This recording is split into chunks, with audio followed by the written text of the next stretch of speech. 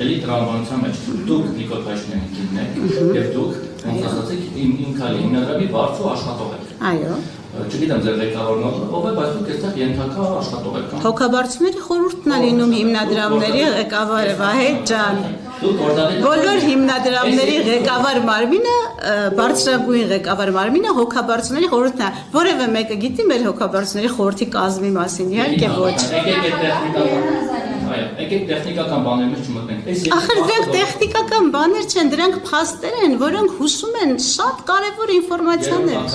Լավ, հարցը։ Դուք Նիկոլ Փաշինյանի կինն եք երից։ Այո։ Եվ դուք փակած։ Եվ դուք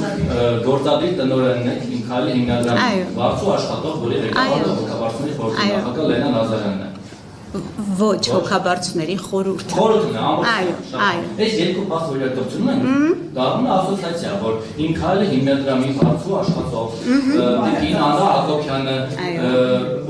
գործադիր տնօրեն հիմնադրամի, որը միաժամանակ հանդիսանում է Նիկոլ Փաշինյանի կինը, երկուսով միաժամանակ քայլում են այդ երկու կերպարը միաժամանակ, որը մեկ անձ է, քայլում են Գյումրիում իրար հետ։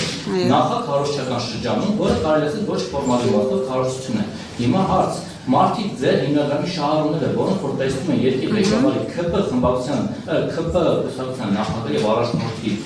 կողքին քայլում է այն հիմնադրամի գործադիր տնօրենը վարձու աշխատող, որ իրենց ունակ օգնել է ինչ-որ բաներ։ Ինչ են հասկանում։ Հիմա ինչ պիտի հասկանան այդ մարդիկ, ձեր բոլորի եւ բոլոր լրատվամիջոցների եւ ընդհանրապես բոլոր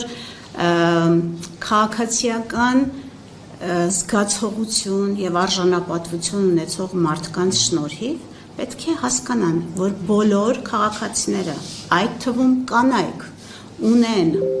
ազատ ընտրության եւ կամարտահայտության իրավունք